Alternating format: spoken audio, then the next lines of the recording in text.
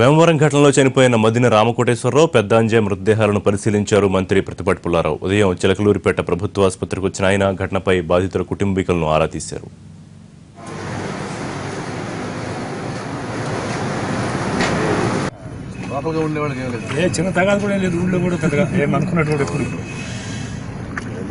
అంతా బంధువులు సార్, అందరూ బంధువులు.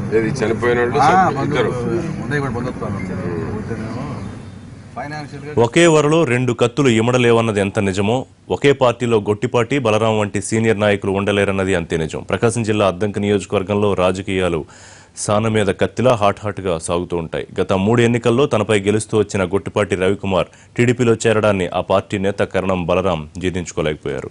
అసలు జిల్లాలో టీడీపీ అనే కంటే కూడా కరణం గొట్టిపాటి గ్రూపులుగానే పార్టీని వ్యవహరిస్తుంటారు చాలా మంది.